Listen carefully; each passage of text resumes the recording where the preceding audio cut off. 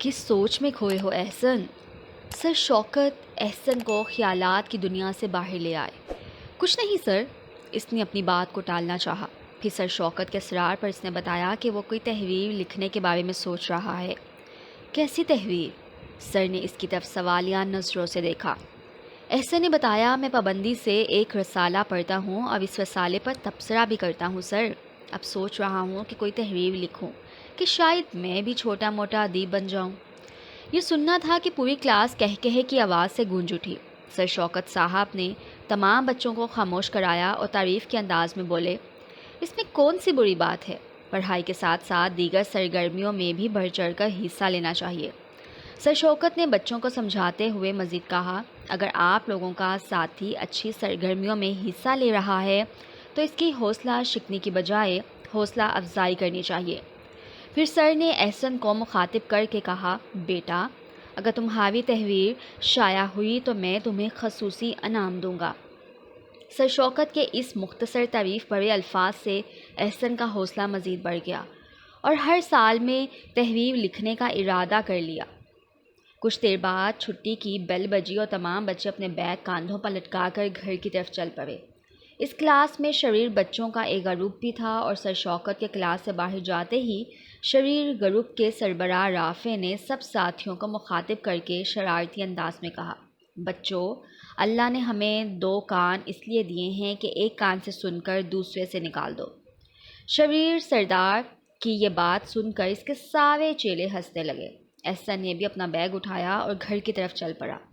जो ही वो स्कूल से निकला तो इसके शरीर क्लास फेलो राफे, नुमान और फ़हीम ने इसे रोका और कहा कि आज तुम्हारी वजह से क्लास में हमारी बेइज्जती हुई है, लिहाजा अब तुमसे बदला हम पर वाजिब है। ये कहते हुए उन्होंने एहसन को मारना शुरू कर दिया।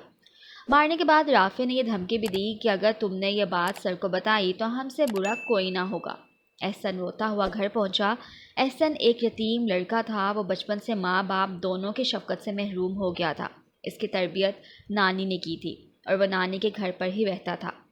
नानी ने जब इसे रोता हुआ घर में दाखिल होते हुए देखा तो वह बेहद परेशान हो गई और इसने इसे गले लगाया और पूछा, एहसन बेटा क्या हुआ तुम्हें? किसी ने मारा है क्या?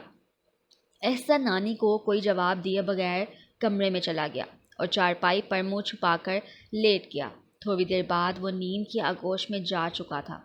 सोकर उठा तो इसने तमाम वाक़या नानी को बता दिया और नानी ने इसे दिलासा देते हुए कहा, बेटा दुनिया में अच्छे लोग कम होने के बावजूद बुरे लोग पर गालिब आ जाते हैं, इसलिए बेटा अच्छाई का रास्ता कभी मत छोड़ना और उस्तादों और बड़ों का कहना मानते रहना, कामयाबी तुम्हारे कदम चूमेगी। एहसन ने नानी की नसीहत को गौर से सुना और इन बातों पर अमल करने का पुख्ता इरादा कर लिया।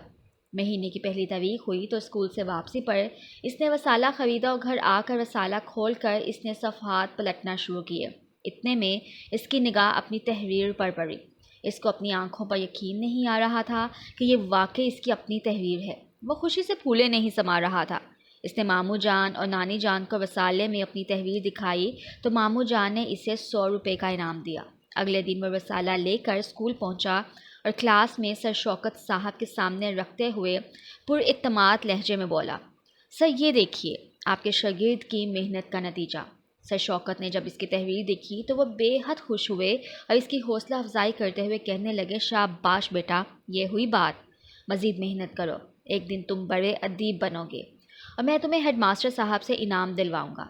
सर शौकत साहब के ये तारीफ़ी अल्फाज सुनकर शरीर गिरोह के सरबराह राफे के मुंह पर तो ऐसा लग रहा था जैसे 12 बज रहे हो।